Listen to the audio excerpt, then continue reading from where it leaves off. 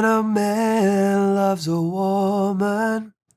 It's a very well-known song for a reason. It explains exactly how God designed marriage. When a man loves a woman, he leaves his old life behind to become one with his wife. A sacred relationship is established when the man enters into his wife, and the two become one flesh.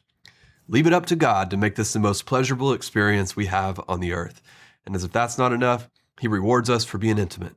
Divine multiplication. Yes, I'm talking about babies. Marriage is a gift from God. Children are a gift from God. It's no mystery why these two things are always under attack. But when it comes down to it, the enemy only hates one thing: humankind. We were made in God's image, so when Satan sees us, he sees God. Needless to say, he's jealous of us. Satan doesn't just hate Christians, he hates everyone. He wants us all dead, yet God gave us this amazing ability to multiply. So what do you think Satan's after most?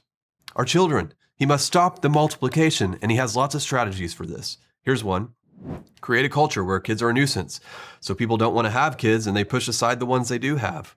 Satan also works to make society numb to killing babies through abortion. He takes it a step further by normalizing food and drugs that ruin the reproductive system. Oh, and the one he's most proud of. It's even called the Pride movement. Satan is a pro at promoting homosexuality, so reproduction is impossible. These are the main strategies that Satan uses to keep us from multiplying. If you know of some others, go ahead and drop them in the comments so we can be aware. But the challenges we're up against all lead to one thing: the destruction of children. What's worse is the woke church plays along. It starts innocently by kicking the kids out of the main service so they can't distract from the message. After all, kids are a nuisance, right? Then the pastor stops talking about God's design for marriage and family. After all, this is a sensitive subject and we don't want anyone to feel excluded, right? Abortion is definitely not going to be talked about because the woke church would rather bow to the God of this world than admit that abortion is murder. The Christians that dare to talk about these issues, well, they get accused of focusing too much on the big sins: abortion and homosexuality. They say sin is sin, and if you talk about one, you got to talk about them all equally. Listen to me. Don't let them make you feel bad for trying to save babies or trying to rescue people from the bondage of homosexuality. Let me explain why their accusations are nonsense. In the culture we live in, abortion is being pitched as a woman's right. Homosexuality has its own advocacy group to make sure everyone sees it as normal sexual expression. If you look at culture's definition, neither abortion nor homosexuality is sin. But what about other sins like rape or murder?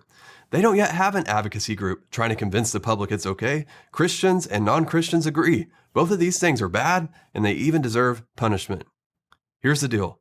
A true follower of Jesus is an advocate of righteousness. We want nothing more than the will of God to be accomplished on this earth.